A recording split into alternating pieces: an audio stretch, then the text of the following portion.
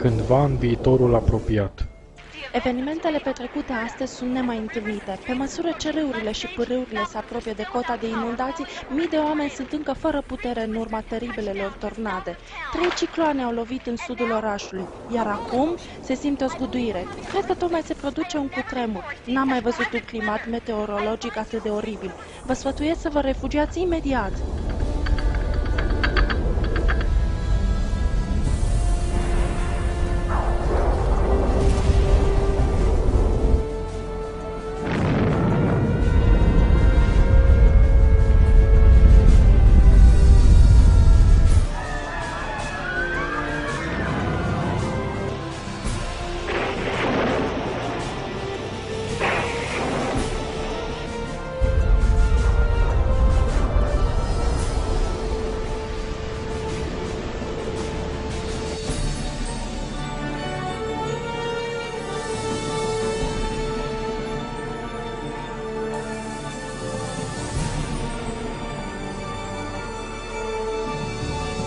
Uite, mămico, e Isus!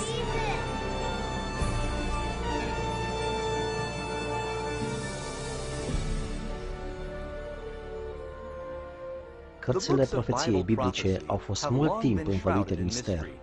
Texte antice, numere criptice, imagini simbolice, toate descriind evenimente apocaliptice teribile care urmau să se întâmple în curând.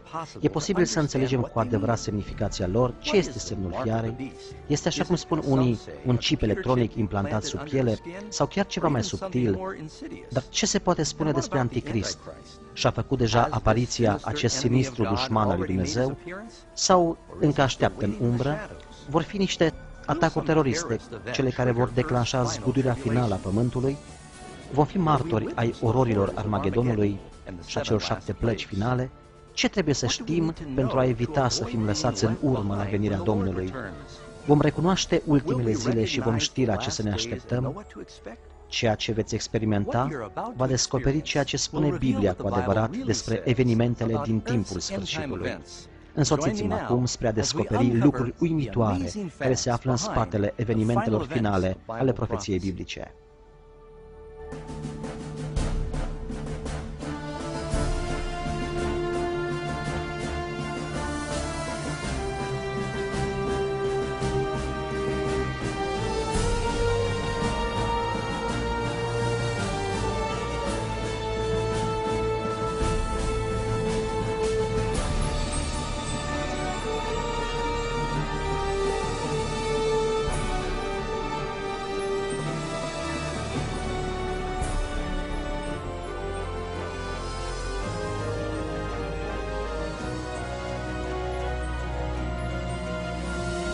Evenimentele finale ale profeției biblice.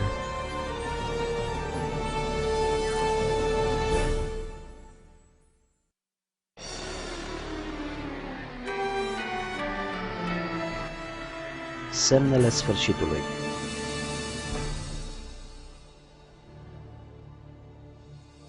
Tu însă, Daniele, ține ascunse aceste cuvinte și pecetuiește cartea până la vremea sfârșitului. Atunci mulți o vor citi și cunoștința va crește.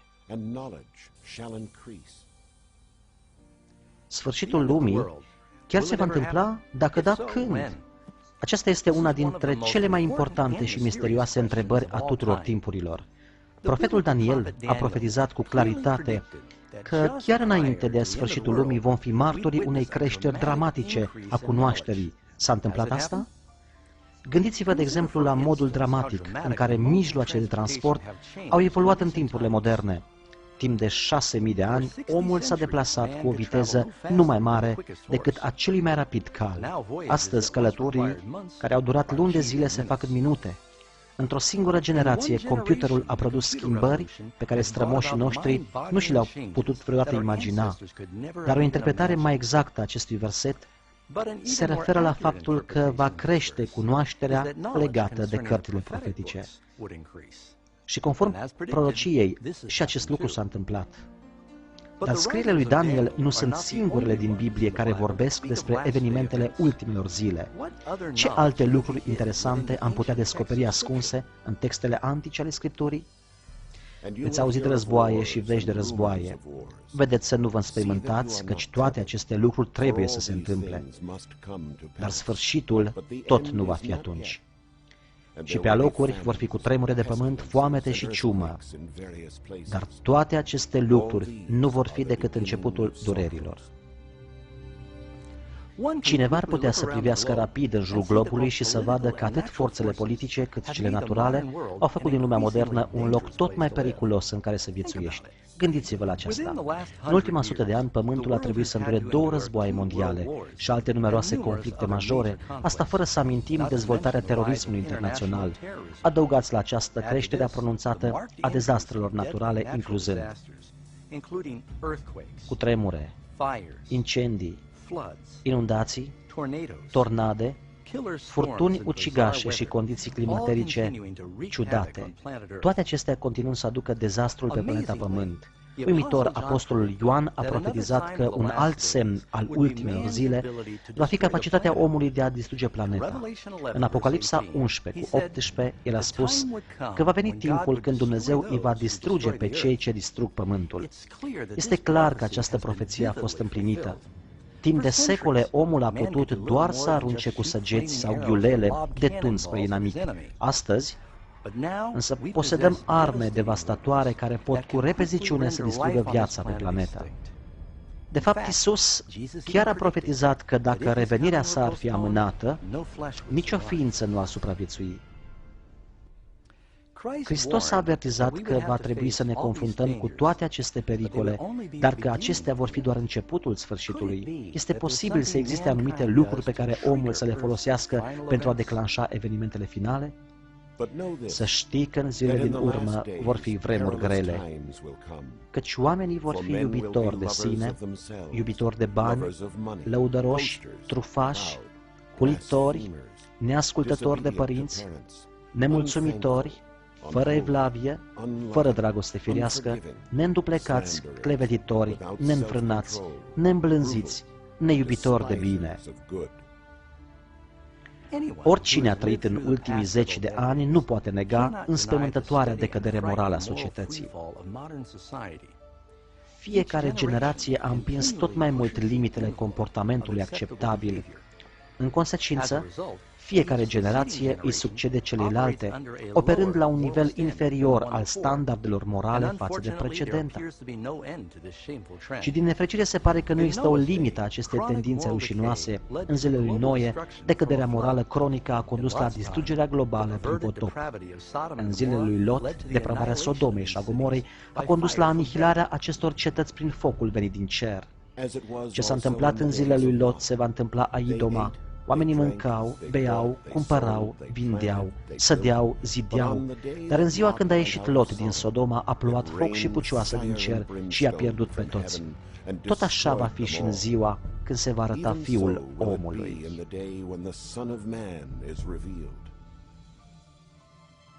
La fel, în zilele noastre este posibil ca imoralitatea și perversiunile să cheme încă o dată judecățile cerului. Odată cu declinul moral al societății, Biblia avertizează că în ultimele zile va avea loc o creștere dramatică a fenomenelor spiritiste și oculte. Dar Duhul spune lămurit că în vremurile din urmă, unii se vor lepăda de credință ca să se alipească de duhuri înșelătoare și de învățăturile dracilor. Practica comunicării cu morții, interzisă mult timp de Scriptură, devine cu repeziciune acceptabilă în bisericile moderne. Programele TV și filmele care prezintă vrăjitoria și temele oculte au devenit extrem de populare, în special în rândul tinerilor. În ciuda acestei creșteri galopante a spiritismului și imoralității, Biblia ne învață că acolo unde păcatul se înmulțește, harul se înmulțește și mai mult. Și astfel ajungem la un punct luminos al zilor din urmă, la promisiunea lui Iisus că chiar înainte de revenirea sa, Evanghelia va fi vestită în lumea întreagă. Evanghelia aceasta împărăției va fi propovăduită în toată lumea ca să slujească de mărturie tuturor neamurilor. Atunci va veni sfârșitul. Sarcina ce odată părea insurmontabilă, aceea a comunicării Evangheliei spre cele 4 colțuri ale pământului, devine tot mai rapid o realitate. Prin misionari, cărți, casete, transmisiuni prin satelit și internet, lucrarea Evangheliei este accelerată peste tot în lume. Mesajul salvării n-a avut niciodată o răspândire mai largă decât astăzi. Biblia descoperă faptul evident că trăim în zilele finale ale Pământului. Creșterea în cunoaștere, instabilitatea globală, declinul moral, interesul exploziv pentru fenomenele oculte, toate certifică faptul că sfârșitul este aproape. Semnele finale se împlinesc cu repeziciune. Dar mai sunt și alte aspecte. Biblia avertizează că forțele oponente ale binelui și răului vor conduce în cele din urmă lumea spre bătălia de la Armagedon. Într-un moment din viitorul apropiat, anumite crize globale necunoscute vor scufunda întreaga planetă în cele mai terifiante evenimente pe care lumea le-a văzut vreodată. Pentru că atunci va fi un necaz așa de mare, cum n-a fost niciodată de la începutul lumii până acum și nici nu va mai fi. Ce catastrofă va declanșa această criză finală și când va avea loc?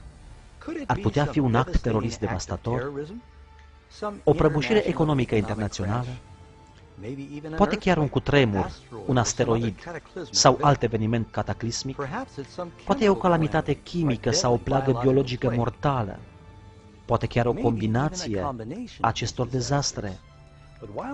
Dar în timp ce Biblia nu descoperă cu exactitate acest eveniment critic, ea descoperă scenele dramatice care vor urma. În următoarea secțiune veți afla mai multe despre aceste uimitoare evenimente finale, evenimente șocante pe care chiar majoritatea creștinilor nu este pregătită să le întâmpine.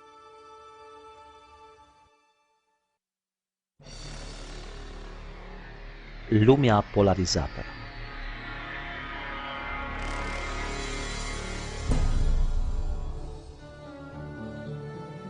Când începe marea strâmtorare, liderii mondiali se străduiesc să facă față tuturor acestor calamități. Între timp, creștinii sinceri față de Dumnezeu experimentează o revărsare a puterii Duhului Sfânt. După aceea am văzut pogorându-se din cer un alt înger și pământul s-a luminat de slava Lui. Această mare putere care iluminează poporul lui Dumnezeu este Duhul Sfânt. Cu o sinceritate sfântă, ei dau mărturie în favoarea lui Dumnezeu, chemându-i pe cei din biserici la reformă și pe cei pierduți la Dumnezeu. Ei rămân ferm lângă cuvântul lui Dumnezeu și îi cheamă pe toți să se pocăiască de păcatele lor și să respecte poruncile lui Dumnezeu.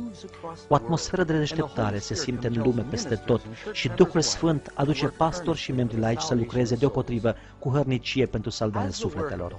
Pe măsură ce lucrarea Duhului Sfânt devine tot mai accentuată, se intensifică și manifestările oculte.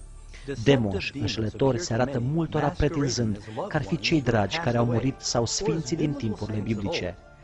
Acești demoni vorbesc despre pace și speranță, în timp ce prezintă doctrine care conțin erori subtile și periculoase. Biblia avertizează cu privire la ei. Acestea sunt duhuri de dragi care fac semne nemaipomenite. Cum vă puteți imagina singuri, aceste manifestări supranaturale au o mare influență asupra oamenilor și puțini sunt aceia dispuși să le condamne. Până în acest moment, familii și biserici au fost ineficiente în a stăvili valul tot mai mare al nelegiuirii globale. În mijlocul acestor frământări politice, morale și de mediu, oamenii caută cu disperare o modalitate eficientă de a stăvili valul imoralității universale. Liderii religioși și politici, constrânși de împrejurări dramatice, fac apel la măsuri legale mai aspre, care să restaureze principiile evlaviei și pacea pe pământ. Ca rezultat al acestei presiuni greșite, guvernul validează legi care contravin în mod direct legii lui Dumnezeu.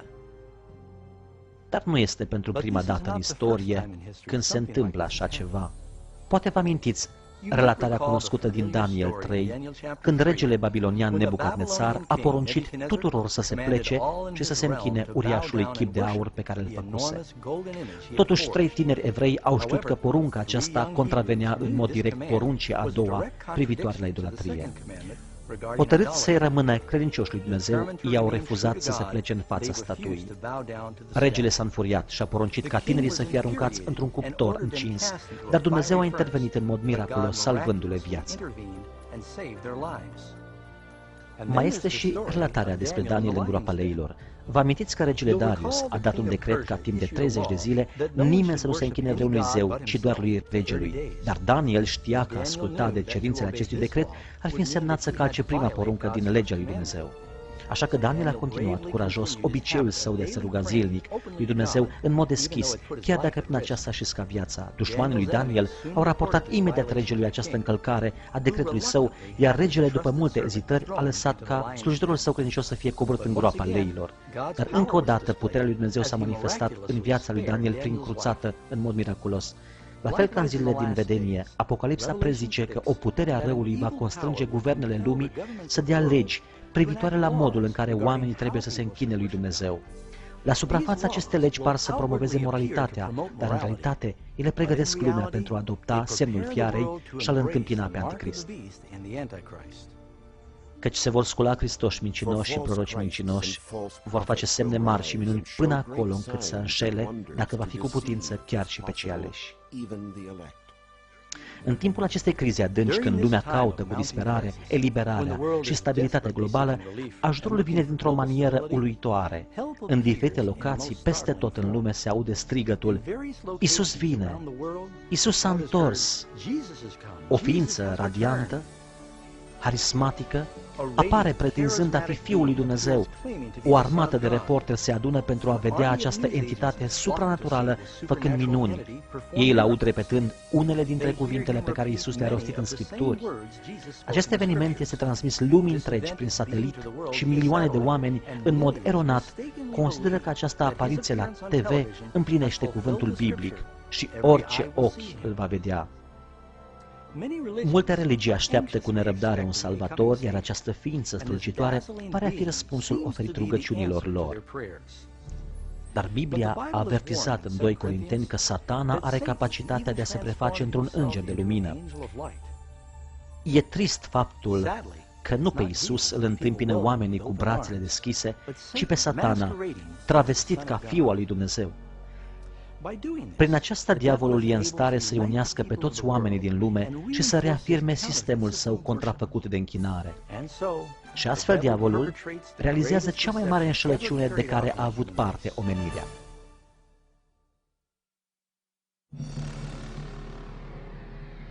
Închiderea harului.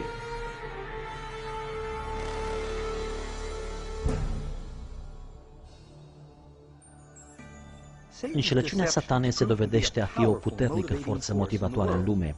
Cei mai mulți lideri spirituali îl acceptă pe marele impostor și totodată sistemul fals de închinare pe care el îl promovează. Pe măsură ce calamitățile globale se intensifică, liderii bisericilor socotesc că nu trebuie să se piardă timpul și că lumea trebuie constrânsă să adere la doctrinele acestui Mesia contrafăcut. Aici este răbdarea sfinților care păzesc poruncile lui Dumnezeu și credința lui Iisus. Nu toți sunt înșelați. Câțiva înțeleg că Biblia avertizase cu privire la această înșelăciune uimitoare și ei știu că scopul acestui fals Mesia este de a îndepărta pe oameni de poruncile lui Dumnezeu. Dar nu e prima dată când Satana s-a înfățișat ca un înger de lumină. Când Iisus a fost ispitit în pustie, Satana i s-a arătat deghizat ca mesager glorios din partea lui Dumnezeu. Dar diavolul și-a descoperit adevărata identitate atunci când l-a ispitit pe Iisus să nesocotească cuvântul lui Dumnezeu. Și așa, încă o dată, folosind tactici similare, diavolul încearcă să înșele lumea, determinându-o să nesocotească legea lui Dumnezeu. Nimeni nu poate sluji la 2 stăpâni, căci sau va urî pe unul și va iubi pe celălalt, sau va ținea la unul și va nesocoti pe celălalt. Lumea este condusă spre un moment al deciziei. Hristosul fals și tendința globală polarizează lumea în două grupări distincte. Cei care urmează Biblia și cei care urmează fiara. Neliniștea umple inimile oamenilor și religia este subiectul suprem în mintea fiecărui om. La radio și TV, precum și în dezbateri la tribunale, urmașii adevărați ai lui Dumnezeu sunt aduși în fața liderilor lumii, unde ei dau o puternică și elocventă susținere biblică a deciziei lor de a se opune sistemului fals de închinare, pe care masele vor să-l impună. Poruncile lui Dumnezeu și punctele cele mai importante ale actului adevărate închinări se află în centrul atenției fiecarei discuții. Mișcați de puterea Duhului Sfânt și de argumente convingătoare, mii de persoane peste tot în lume părăsesc bisericile lor lipsite de viață și au poziție de partea nepopularilor, dar adevăraților urmași lui Isus. Întrebarea: ar trebui să ascultăm de Dumnezeu sau de oameni? Tradiția sau Scriptura polarizează întreaga populație a lumii în unul din cele două grupuri. Pe de o parte, sunt cei care primesc sigilul lui Dumnezeu, iar pe de altă parte sunt aceia care primesc semnul fiarei. Cine este nedrept să fie nedrept și mai departe. Cine este întinat să se întineze și mai departe. Cine este fără prihană să trăiască și mai departe, fără prihană. Și cine este sfânt să se sfințească și mai departe. Acest text din Apocalipsa prezice următorul eveniment prin care fiecare bărbat, femeie sau copii vor lua o decizie definitivă pentru sau împotriva lui Hristos. De partea lui Dumnezeu sunt aceia care se bazează cu credincioșie pe cuvântul Său, în ciuda opoziției intense. Pe partea cealaltă sunt aceia care îmbrățișează tradițiile religioase ale omului. Tot așa cum ușa de la arca lui Noe a fost sigilată chiar înainte de potop, ușa Harului este în cel din urmă închisă lumii și Harul lui Dumnezeu nu le mai este disponibil celor pierduți. A doua venire a lui Hristos este iminentă, dar mai întâi lumea va experimenta cea mai devastatoare serie de plăgi care a lovit vreodată umanitatea. Și am auzit un glas tare care venea din templu și care zicea celor 7 îngeri: duceți-vă și vărsați pe pământ cele 7 potire ale mâniei lui Dumnezeu. Cel dintâi s-a dus și a vărsat potirului pe pământ și o rană rea și dureroasă a lovit pe oameni care aveau semnul fiarei și care se închinau icoanei ei. Speranța că lucrurile se vor îmbunătăți se năruie pe măsură ce ultimele 7 plăgi ale Apocalipsei încep să cadă pe pământ într-o succesiune rapidă. Acestea sunt cele mai teribile lovituri pe care le-a văzut sau le va vedea vreodată omul. Prima plagă este o rană extrem de dureroasă, care apare și produce o suferință îngrozitoare celor pierduți. 6 alte plăgi, mai devastatoare, urmează cu repeziciune. Apa mării și a râurilor se transformă în sânge. Soarelui este oferită puterea de a-i pârjoli pe oameni cu o căldură intensă. Pe măsură ce plagă după plagă lovesc, teroarea se instalează în lume și oamenii sunt loviți de panică. În această perioadă de timp, unii dintre cei salvați găsesc adăpost în locuri pustii și sigure, unde sunt protejați de Îngerul lui Dumnezeu, care se îngrijesc de nevoile lor. Alții sunt aruncați în închisori singuratice. Deși par a fi uitați de oameni, ei nu sunt uitați de Dumnezeu. Cei credincioși lui Dumnezeu sunt ocrotiți de plăgi în același fel în care copiii lui Israel au fost ocrotiți în timpul plăgilor care au lovit Egiptul. Acum cei credincioși trec printr-un timp răscolitor, de cercetare sufletească. În mintea lor este permanent gândul: suntem noi împăcați cu Dumnezeu? În final își găsesc pacea încrezându-se în promisiunile lui Dumnezeu. Și balaurul, mâniat pe femeie, s-a dus să facă război cu rămășița seminței ei, care păzesc poruncile lui Dumnezeu și țin mărturia lui Isus. Convinși de Hristosul cel fals, nefericiții cei pierduți cred că singura lor speranță de a găsi eliberare de plăgile devastatoare constă în a elimina pe cei care li se opun. Așa că se ia hotărârea ca poporul lui Dumnezeu, care se ține cu încăpățânare de Scripturi, să fie căutat și exterminat într-o zi anume. Astfel, pe tărâmul bătăliei spirituale sunt aceia care urmează tradițiile oamenilor și se închină fiarei, înfuriați împotriva acelora care îl iubesc pe Iisus și păzesc poruncile sale. Aceasta este bătălia finală a Armagedonului. O lume rea, nelegiuită, a atins în cele din urmă limitele răbdării lui Dumnezeu și este timpul ca El să ia poziție și să-și salveze copiii credincioși.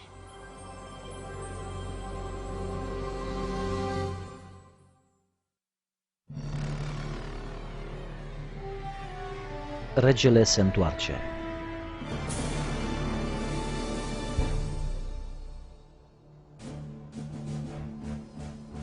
La miezul nopții s-a auzit o strigare: iată mirele, ieșiți în întâmpinare. În ora cea mai întunecată, îndelung așteptata speranța a veacurilor devine acum realitate. Vocea poruncitoare a lui Dumnezeu este auzită spunând: s-a sfârșit. vocea sa tunătoare cutremură cerurile.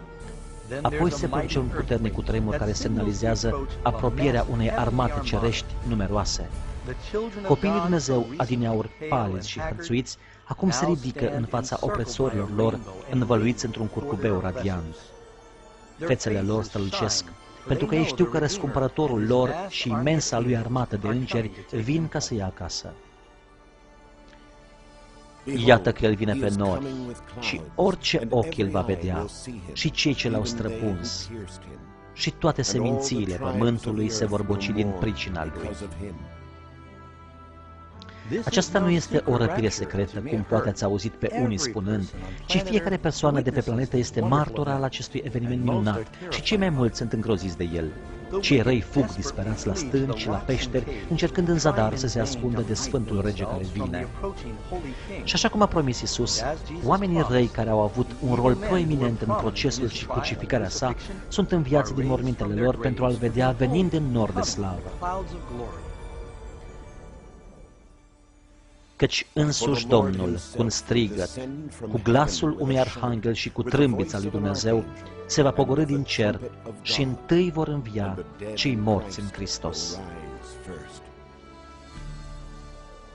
O trâmbiță puternică este auzită răsunând prin ceruri și vocea puternică a Salvatorului îi cheamă pe sfinții adormiți din toate veacurile spunând: treziți-vă, treziți-vă, treziți-vă, voi cei care dormiți în țărână, și ridicați-vă. Pe toată suprafața pământului o mare armată de sfinți se ridică din paturile lor de țărână. Se arată acum în trupuri tinere, glorificate și nemuritoare, fără nicio urmă de boală sau diformitate. Apoi, cei care au trăit în timpul de strâmtorare sunt și ei transformați. Într-o clipă le sunt oferite trupuri noi, frumoase și nemuritoare. Nelegiuiții se uită îngroziți la această priveliște uimitoare. Apoi noi cei vii care vom fi rămas, vom fi răpiți toți împreună cu ei în nori, ca să întâmpinăm pe Domnul în văzduh, și astfel vom fi totdeauna cu Domnul. Cu lumea care rămâne în urma lor în convulsii, răscumpărații pământului își iau zborul și se ridică deasupra distrugerii. Ei se înalță printre nori de îngeri pentru a se lătura Salvatorului lor. Durerea, păcatul și suferința rămân pentru totdeauna în urma lor. Vălul care e separat de Domnul lor e îndepărtat pentru totdeauna și ei îl privesc pe Dumnezeul lor și pe îngerii cerești față către față. Cei pe care îi va ucide Domnul în ziua aceea vor fi întinși de la un capăt al pământului până la celălalt. Nu vor fi nici jeliți, nici adunați, nici îngropați, ci vor fi un gunoi pe pământ. Haosul domnește pe planetă peste cei lăsați în urmă. În mijlocul uraganului de demoni dezlănțuiți au locul tremure, oceanele se agită, insule se surpă și nori negri furioși bombardează pământul cu o grindină gigantică.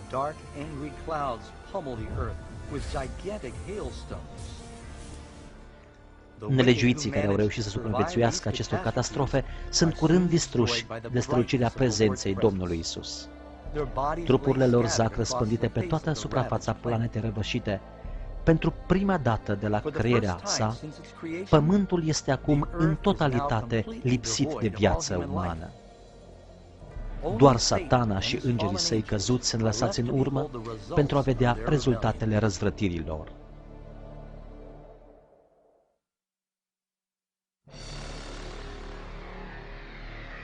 Mileniul.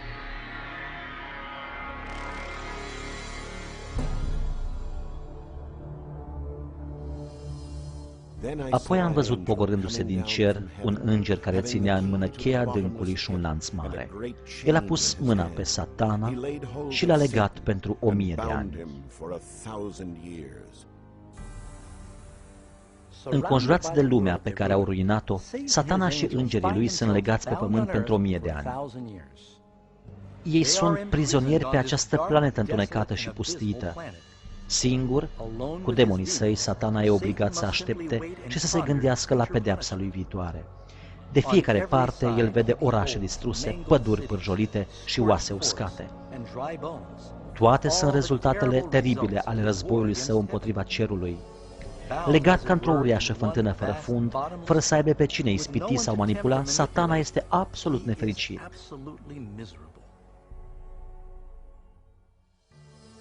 Și am văzut niște scaune de domnie și celor ce au șezut pe ele li s-a dat judecata. Ei au înviat și au împărățit cu Hristos 1000 de ani. În timp ce Satana este lăsat să-și contemple soarta, cei răscumpărați se bucură de slava de nedescris a cerului. Fiecare își întâlnește îngerul păzitor, care răspunde întrebărilor privitoare la viața lor de pe pământ. Apoi Dumnezeu, într-un act de transparență finală, îi invită să participe la judecată, deschizând în fața lor toate înregistrările privitoare la cei pierduți. Cei răscumpărați au acum oportunitatea de a vedea ei înșiși de ce anumiți oameni pe care s-ar fi așteptat să-i vadă în ceruri nu sunt acolo. Gândurile ascunse ale celor pierduți sunt expuse cu claritate și vărul este dat la o parte, lăsând să se vadă luptele spirituale care s-au purtat pentru fiecare suflet. Sunt văzute chiar și acțiunile și motivațiile îngerilor căzuți. Caracterul deschis și transparent al lui Dumnezeu este remarcabil. Așa cum a prezis Pavel în 1 Corinteni 6:2, cei mântuiți participă la actul judecării celor pierduți. Înainte ca fiecare păcătos să-și primească pedeapsa finală, dosarul său este revizuit cu atenție de semenii săi care știu și înțeleg luptele vieții de pe pământ.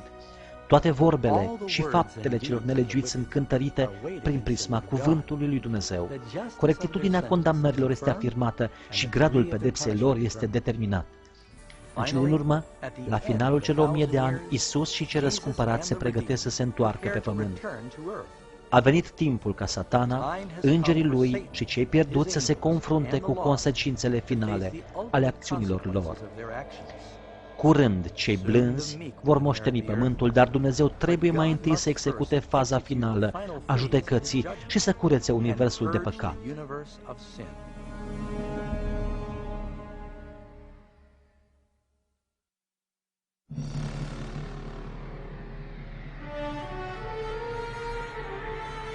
Sfârșitul păcatului.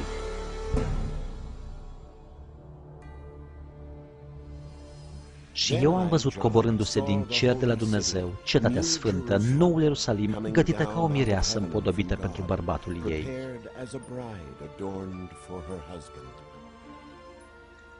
După acest sabat de 1000 de ani în ceruri, Hristos și cei răscumpărați se întorc în cetatea noul Ierusalim pe pământ. În timp ce cetatea se apropie de planeta pustită, Iisus le poruncește morților nelegiuiți să se ridice din mormintele lor. La cuvântul Său, nemântuiții din toate veacurile și din toate locurile stau înaintea lui Dumnezeu. Cei pierduți sunt înviați în aceleași trupuri muritoare pe care le avuseseră înainte de a muri. În timp ce Iisus coboară, picioarele sale ating muntele măslinilor. Un cutremur extraordinar spulberă muntele și îl transformă într-o mare câmpie. Apoi, noul Ierusalim, masiva cetate a lui Dumnezeu, coboară din ceruri și temelia sa se oprește pe câmpia pe care Iisus a pregătit-o.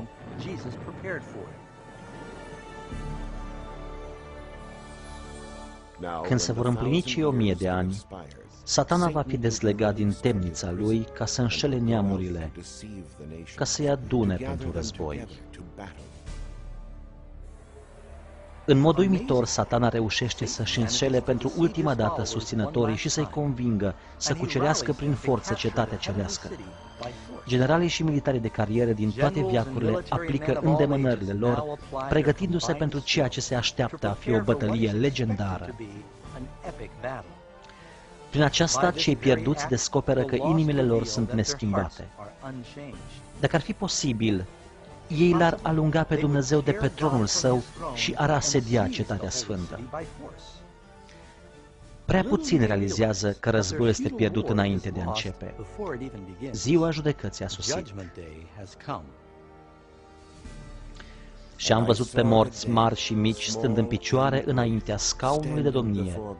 Niște cărți au fost deschise și morții au fost judecați după faptele lor. Deodată sus, deasupra cetății, Domnul apare pe tronul slavei sale. Toate planurile de război ale celor nelegiuiți se năruiesc îndată. În timp ce privesc fața lui Dumnezeu, cei pierduți devin dureros de conștienți de fiecare păcat pe care l-au comis vreodată.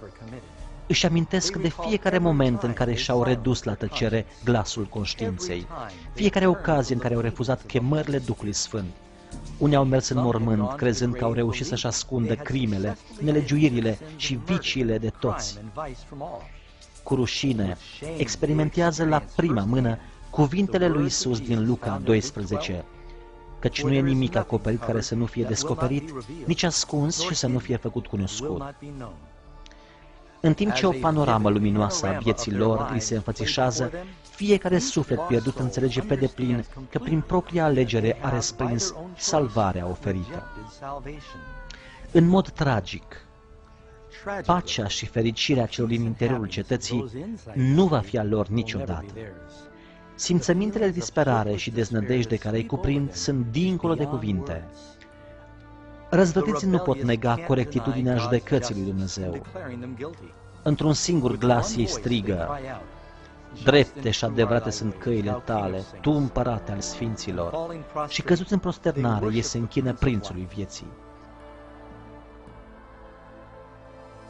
Și ei s-au suit pe fața pământului și au înconjurat tabăra sfinților și cetatea prea iubită. Dar din cer s-a pogorât un foc care i-a mistuit. În cele din urmă vine momentul pentru cei pierduți să se confrunte cu consecințele finale ale acțiunilor lor. Fără vreo avertizare, foc și grindină cad din cer. Pământul se deschide și focul explodează și din peștele de dedesubt. Și în timp ce infernul îi devorează pe cei nelegiuiți, cei neprihăniți sunt în siguranță între porțile noului Ierusalim. Fiecare păcătos este pedepsit în funcție de faptele sale. Cei cu păcate puține sunt distruși rapid, în timp ce aceia care sunt vinovați de rele oribile împotriva umanității suferă mai mult. Iar Satana, instigatorul tuturor păcatelor, este forțat să sufere cel mai mult. Pentru Dumnezeu, actul pedepsirii celor nelegiuiți este un act dureros, dar este un act pe care dreptatea să-l pretindă. Pedeapsa pentru păcat este moartea. Pe cruce, Hristos a suferit această pedeapsă în favoarea tuturor acelora ce aveau să accepte sacrificiul Său. Dar în mod tragic, cei pierduți au respins acest dar și trebuie să plătească singuri teribilul preț al păcatului. Căci iată vine ziua care va arde ca un cuptor și toți cei trufași și toți cei răi vor fi ca miriștea și veți călca în picioare pe cei răi, căci ei vor fi ca cenușa sub talpa picioarelor voastre. În timp ce ultimele rămășițe ale celor pierduți se risipesc, cetățenii Universului își înalță vocile și laudă pe Dumnezeu pentru faptul că domnia de teroare a Satanei a încetat pentru totdeauna. Având asigurată pacea veșnică a Universului, Dumnezeu își îndreaptă atenția spre crearea unui cer nou și a unui pământ nou.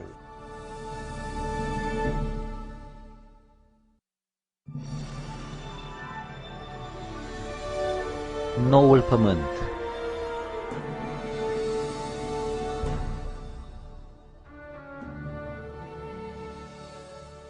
Apoi am văzut un cer nou și un pământ nou, pentru că cerul dintâi și pământul dintâi pieriseră. După ce pământul este purificat prin foc, Domnul se apucă de lucrarea sa minunată de recreare. La puterea cuvântului Său, pământul este refăcut la frumusețea sa edenică de la început. Domnul vorbește și un covor de vegetație bogată, luxuriantă, acoperă planeta. La porunca sa, pământul și apa freamătă din nou de viață. Nenumărate creaturi complexe și magnifice de tot soiul explorează pașnice noul paradis. Atmosfera este revigorantă, pură și dulce. Pământul devine o vitrină a strălucirii creatoare. El va șterge orice lacrimă din ochii lor și moartea nu va mai fi. Nu va mai fi nici tânguire, nici țipăt, nici durere, pentru că lucrurile dintâi au trecut. Universul este în siguranță deplină. Având în Noul Ierusalim drept capitală, toate ființele create se bucură sub conducerea iubitoare a lui Dumnezeu. Cei care au fost salvați de la distrugerea veșnică împărtășesc o legătură specială cu Creatorul lor, pe care nicio altă ființă cerească nu o poate aprecia. Deși păcatul și păcătoșii au fost distruși pentru totdeauna, o urmă a marii răzvrătiri va rămâne. Ce-ai pățit la mână? Sunt cicatricile din mâinile, picioarele și coasta lui Iisus Hristos. Pe măsură ce eternitatea strălucitoare aduce zi după zi, toate amintirile triste și dureroase se pierd în slava splendorii strălucitoare a cerului. Nemai fiind limitați de timp, copiii nemuritori ai lui Dumnezeu sunt acum liberi să atingă cele mai înalte ambiții ale lor. Accesul nelimitat la cunoaștere le înviorează și le stimulează mintea. Nemai fiind legați de pământ, cei răscumpărați sunt liberi să exploreze minunile infinitului univers al lui Dumnezeu. Cerul este un loc al păcii și armoniei perfecte, unde dragostea pentru Dumnezeu și pentru ceilalți umple fiecare inimă. Biblia promite că această împărăție care vine poate fi căminul tău veșnic. Iisus a jertfit pe cruce să-ți ofere ție iertare și biruință asupra păcatului. Mai mult decât orice altceva, Iisus dorește ca să trăiești alături de El pe acest nou pământ. În timp ce El tânjește să te salveze, nu te poate obliga să-i accepți darul. Tu singur trebuie să decizi să-L accepți. Nu vrei să vii azi la El? Cheamă-L acum și El va veni în inima ta.